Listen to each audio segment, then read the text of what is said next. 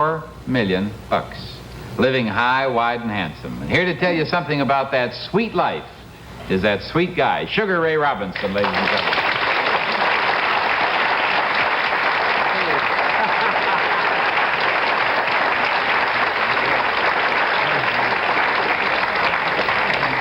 After all these years in the ring, and we almost knocked him out on the way in.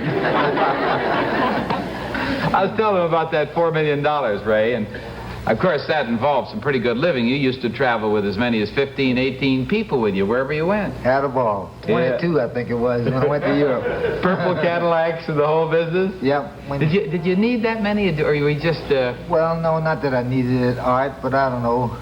As a champion, I felt I'd love to live like one, and I had a ball. I really did. I wouldn't change a thing. You don't regret it? No chance. Of course, you did make some pretty good investments that turned sour through no fault of yours. Well, they turned sour. I don't care whose fault it was. I read someplace that you had once been offered a $1 million bribe to dump a fight, the Graziano fight. And that, of course, didn't come from Rocky. It came from people wanting to make money on it, huh?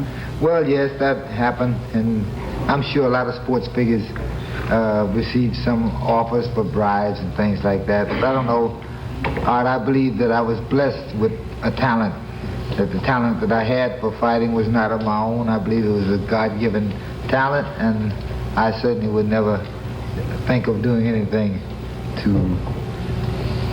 demean it, certainly. Yeah. And yet you lost a fight. I saw you lose a fight to Joey Bishop.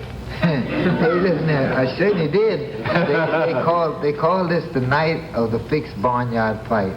And Joey called me up. Joey uses his hands pretty good, you know, Art. Yeah. And he called me up. He said, Sugar, I'm at boxing exhibition with me for the Marianne Fosdick Foundation.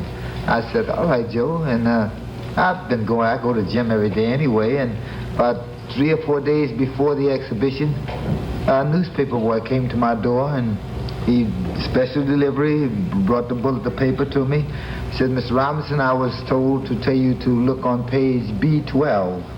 And I looked on page B12 and had the whole page with Joey Bishop with his muscles standing, holding up dumbbells. and I looked at that, and when we went to the fight, and Joey called up the next night after that, and he said, Sugar, I don't know if we can go through with the exhibition because I don't want to defraud the public. I got a cold, and the doctor says I ain't feeling too well. I said, well, Joey, he said, well, I don't want to defraud the public. And I said, well, don't make no difference, man. The result's going to be the same anyway. But how did you lose? When we went out there, Miss Robinson and I, we went out, they call it the night of the fixed barnyard fight out at Kay Gable's farm. And they had a hayride, and the hayride led into a barn dance.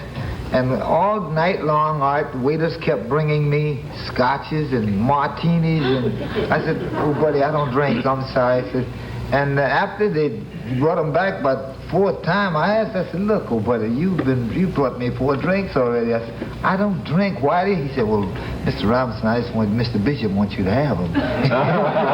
He did everything. So when we got into the ring, I wasn't allowed, I didn't know anything, but they told me, he says, and who will be working in your corner as your second and manager is Martha Ray. And, and she threw the towel in. Threw the towel in. and gave up the fight, so he lost the fight on Martha Ray. But that's just kidding stuff, that fight. We want to take a moment here and show you Sugar in one of his great fights. We're going to take you to the Palais des Sports in Paris. It's November 27th, 1950. And here's round 1 between Gene Stock, the champion over there, and Sugar Ray. Take a look. Gee, you hit him before we even got started. I'm glad you got a fight that I won.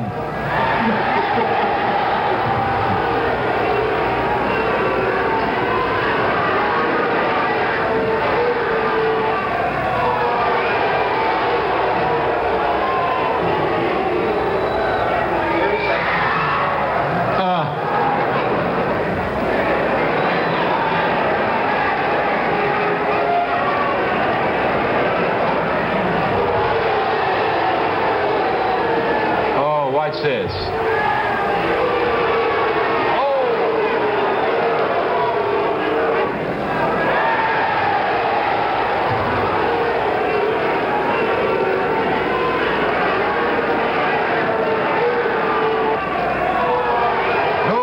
He saved that guy's life. Thank you.